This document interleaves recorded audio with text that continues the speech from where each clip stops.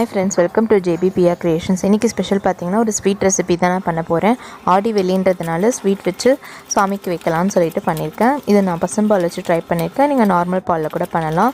அதில் ஒரு கடாய் வச்சு கடாயில் ஒரு 2 ஸ்பூன் நெய் விட்டுக்கோங்க. நெய் விட்டுட்டு 1 கப் ரவையை எடுத்து அது சூடு வர வரைக்கும் வறுத்தா மட்டும் போதும். கலர்லாம் சேஞ்ச் ஆக வேணாம்.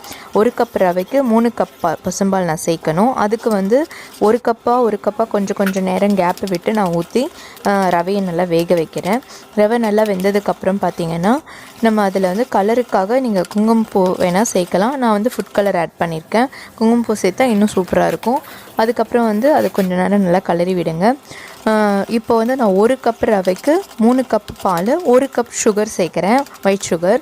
அதையும் போட்டு நல்லா லிக்விடாகி மறுபடியும் அது கெட்டியாகும். அது வரைக்கும் நம்ம கலரிட்டே இருக்கணும்.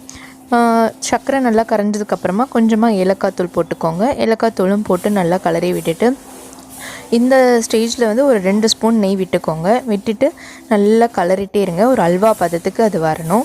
அல்வா பதத்துக்கு வந்ததுக்கப்புறம் பார்த்திங்கன்னா நான் ஒரு பிளேட்டில் வந்து நெய் தடவி வச்சுருக்கேன். ஆக்சுவலாக இதை நம்ம அப்படியும் சாப்பிட்லாம், ஸ்லைஸ் போட்டும் சாப்பிட்லாம். நான் வந்து சாமிக்கு அப்படியே தான் ஒரு கப்பில் எடுத்து வச்சுட்டு அது மேலே நட்ஸ்லாம் போட்டு இன்றைக்கி வச்சுருக்கேன்.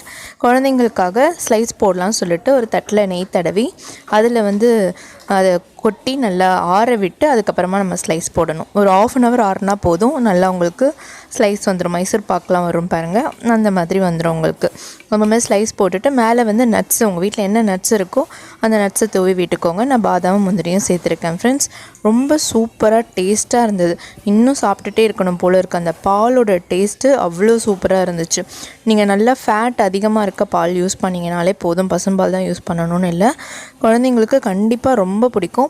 2வது ரொம்ப குயிக்காகவும் செஞ்சு முடிச்சிடலாம். நம்ம இதுக்கு ரொம்ப நேரம் எடுக்காது. நம்ம அப்படியே கப்பில் போட்டு சாப்பிட்டோன்னா உடனே செஞ்சு சாப்பிட்றலாம். உங்களுக்கு ஸ்லைஸ் போடுறதுக்கு மட்டும்தான் கொஞ்சம் டைம் எடுக்கும். அதுக்கு ஒரு 1/2 hour நீங்கள் வெயிட் பண்ணிவிட்டு ஸ்லைஸ் போட்டுட்டு நீங்கள் சர்வ் பண்ணலாம். நீங்களும் செஞ்சு பாருங்கள் ஃப்ரெண்ட்ஸ். இதில் பசும்பால் இருக்கிறதுனால ரொம்ப சூப்பராக வந்திருக்கு.